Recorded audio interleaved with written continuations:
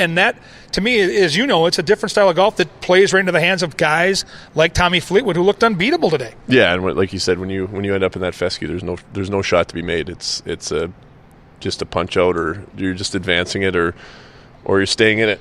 Yeah, it sucks. Which is what I did for the majority of my trip over there. I felt bad for my poor caddy. He was just climbing up and down mountains and looking for my ball. Poor guy. He earned his money that day. Let's just say that. Now, if I'm Jim Furyk, and we talked about this before the show here, Phil Mickelson's got to be in the lineup Sunday. Obviously, everyone's in the lineup on Sunday. I'm not putting him anywhere near any lineup until then. He stinks. Yeah. He's been bad for months now. And you play fantasy golf like we do the dailies throughout the summer. And Mickelson had a really good first half of the summer and won some big tournaments, including a World Golf Championship in Mexico, where he dueled some of the best golfers on the planet. But second half of the season, this guy was missing cuts. He was playing poorly. And a lot like Patrick Reed, had real bad form coming into the Ryder Cup. And if you're Jim Furyk, Duby, put your coaching hat on. You've got to hide some of these guys now until Sunday and hope that you can hold serve with players like Tiger Woods, players like Webb Simpson that are probably a little bit more in form right now. I think so, yeah. And you understand why they bring them there with the experience, and you don't want to leave somebody like that off. But you give them a chance to play and see if they can get the game back around. And if they can't, then yeah, you gotta keep them off, or Sunday's not going to matter. Who are some of your favorite golfers? And it can be Euros, Americans, it doesn't matter. Who do you like watch, when you're turn the golf on all summer long and want to watch golf, who are some guys that move the needle for you? I mean, I'm same as everybody else, Tiger. Yeah. I mean, I grew up on him when I was younger.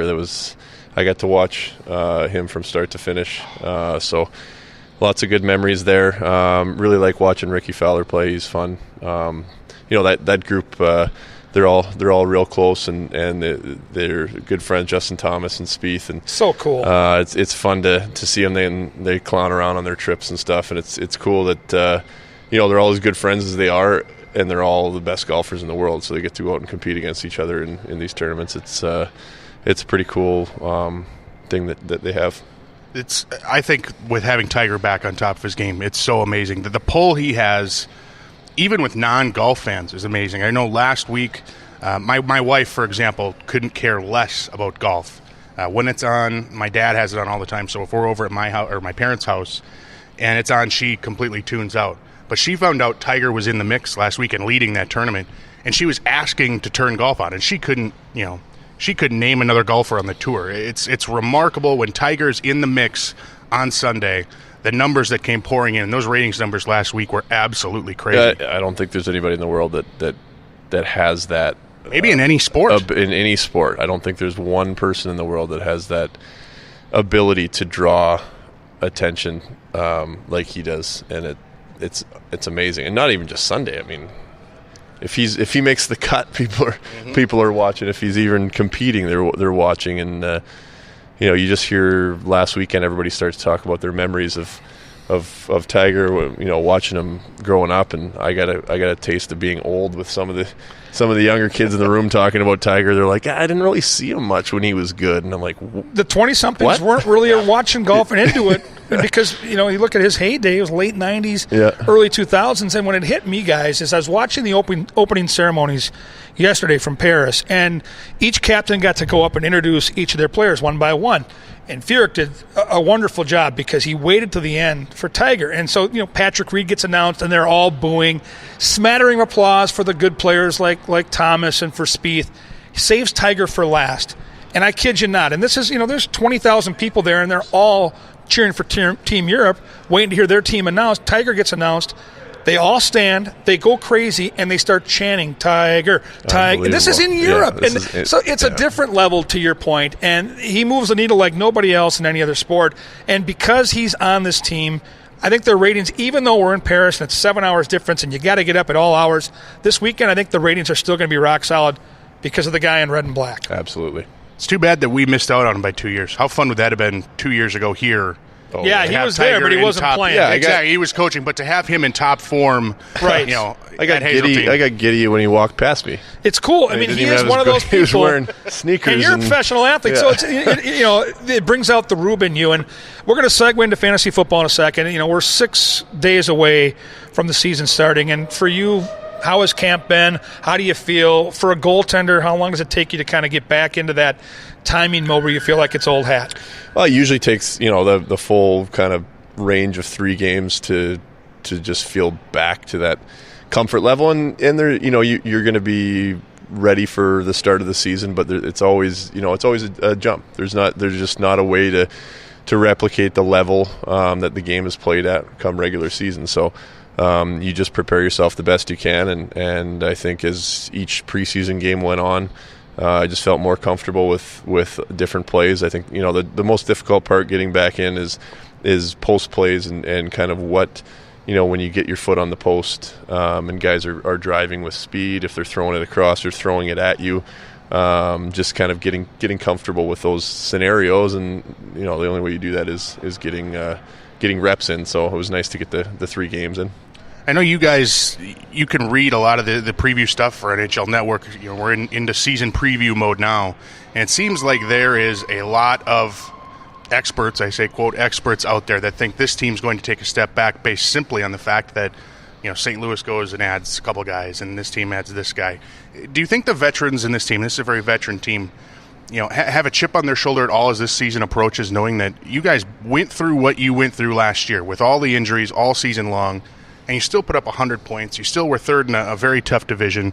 And, if you've got Zach Parise for that full series and you've got Ryan Suter for that series last year in Winnipeg, maybe it goes a little longer, maybe it turns out differently. Yeah, to be honest, we don't listen to that much. I think we just expect a certain level out of ourselves, and we don't go into a season thinking we have to match last season or maybe we'll skate by or it's going to be tougher. I think that we're a group that's been together a long time, and we just expect to win now. We feel like we are absolutely one of the best teams in the league when we're playing, firing on all cylinders as far as injuries go, and playing the way that we play. We're as good as anybody, and so that's really all we concern ourselves with right now. And it's a long season, so you just try to get to that game as soon as you can. And if we do that, we are all very comfortable with where we'll be, where we need to be at the end of it. Duby, you're a Rube just like we are when it comes to sports, and I love that a lot of you guys have the camaraderie in the locker room where you compete on a weekly basis, on a season-long basis in fantasy sports like fantasy football. It's funny for me because I look back at that Peyton Manning commercial 5 or 6 years ago where he's doing the cut that meat and kind of making fun of the Rubes that play fantasy sports like Dan and I, who are on our fantasy hockey team together. But you're also a guy that I'm certain when people come to the rink, they love the Wild, but they love Devan Dubnyk and the numbers you can put up. You're a fantasy guy, and you're also part of a fantasy world. I mean, you're in that world. Does it ever hit you sometimes that you're on DraftKings, you're a draftable player on a nightly basis, and you're still a guy every weekend that's trying to find value, which we're going to get to in fantasy football? That's got to be almost surreal. You know what? It's funny. I've to be honest, I've never really thought about it that way. You get it more with like full season teams because people will, everybody's like, "Hey, you're my goalie, great," or you sucked last night, you cost me my match. Like, oh, sorry, I cost myself talking with the coach too. So sorry. It's weird though, right? Yeah, it is weird. The DraftKings is weird. Obviously never played a hockey DraftKings where that's not allowed. So I don't even really know how the point systems work. So I've never really thought about it that way, but I do get the very often that I'm somebody's fantasy goalie. It's awesome. They either like it or they don't like it. Well, fantasy really football. No, we got fantasy football. We got now. Our stage manager here, Caitlin Gamble. She's doing a hell of a job.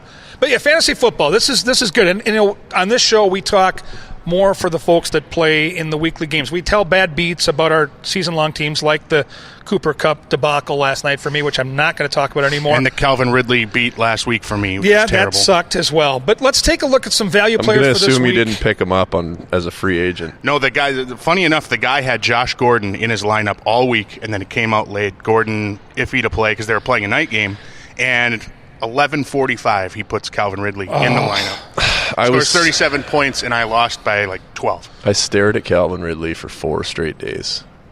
Just stared at him. Free agent, just a green plus. Just got to press the green plus. And Didn't do it, and now I've been spending the past week trying to make a trade for him. Ben's going to give him up too. Yeah. We softened him up earlier. You just got to make the right offer. But let's get to daily this week, because when I look at an NHL or NFL schedule for the week, I look at which games I believe are going to be high scoring. And I did some Thursday through Mondays. I was smart enough, even though I didn't have Cup in my weekly or my season-long lineup, I did use them in 3 or 4 of my DraftKings lineups with Thielen. Paired those guys up.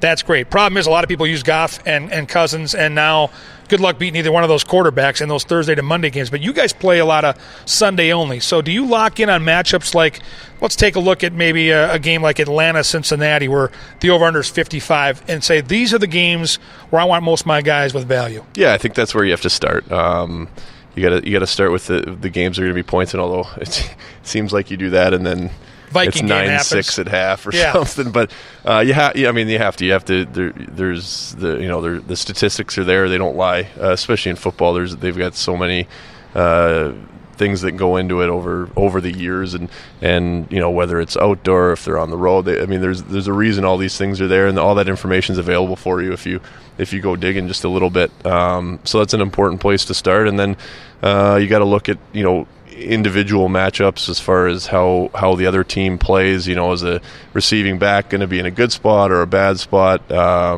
there going to be just short yardage plays available, or they have bad corners, or or your deep ball guy is going to take them over, and then you try to build under the salary.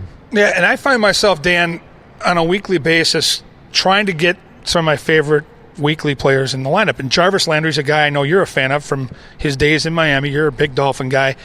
And in PPR formats like DraftKings, I look at his pricing. It's always in the mid-7,000s. So he's never a guy that's going to kill your lineup financially. He's not a bargain basement guy like Ridley was last week. But for me, he's one of those guys I try to build around. And he's got a matchup this week with the Raiders, who are giving up, I want to say, 9 to 10 yards per reception. He's an underneath guy. He's got a rookie quarterback that's certainly going to want to get the ball out of there in the pocket as quick as possible. Jarvis Landry, to me, looks like, for me, in DraftKings, a must-use. I think in my 12 lineups I built, he's in 10 of them. Well, and you look at, with a guy like Jarvis Landry, it's all about volume. And he's going to get target share there because Cleveland doesn't really have anyone else. I mean, even Duke Johnson, you look at a guy like that who is a PPR staple in terms of running backs, hasn't really done much yet this year. And you're right. I think with Baker Mayfield now in the fold there, you might be looking at 13, 14, 15 targets from Jarvis Landry. And a guy that I'm using all the time too. Yeah, he's going to want to go to a guy that a veteran guy that he can count on if he's feeling a little nervous or you're always going to keep looking back to a guy that you can count on.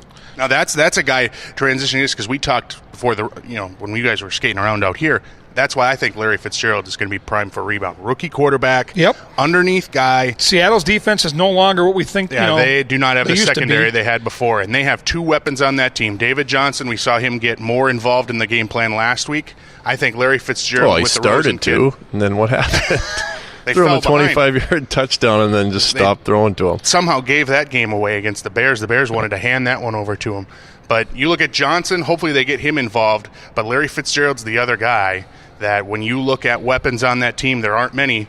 Those are the 2. And with a rookie quarterback, you could be thinking anyway, he's got a little bit of a rebound in him. I hope so. I got both of them on my season long, but I can't put $5,000, by the way, this week on DraftKings, Larry Fitzgerald. $5,000. He's a bargain basement guy. Is he banged up still, though? Is he banged up, or is he healthy? He's questionable, but he's been practicing. He'll be playing, I think. I mentioned Cincy Atlanta. That over-under is 53.5 now. The other games you can look at for the Sunday-only slate that are over 50, the Giants are hosting the Saints. It's a 3:30 game, 51.5. And then, of course, Baltimore and Pittsburgh, where any Pittsburgh game to me is fantasy gold. That over-under is 50.5 right now. So, guys, if I'm looking at these matchups and I want to build these lineups using players from those higher-scoring games, look at the Giant game, and a couple names stand out to me. I mean, Sterling Shepard right now, with the injury to the tight end for the Giants, Ingram, looks like a guy that's going to see the volume raise up. Beckham's going to get the lion's share of the coverage. He's on the other side of the field. Sterling Shepard looks like a guy I'm going to focus in on. Anybody that you guys looked at, if you're looking at those 2 games specifically, Baltimore at Pittsburgh, New Orleans at the Giants. Duby, who do you like? I mean, I don't know why. For some reason, I avoid the Giants games. I feel like sometimes they can just end up being a 12-9. Their line is kind of like the Vikings line, where sometimes they don't protect Eli, and you're right. The points go out the back door. Yeah, and I don't know. Maybe it's just a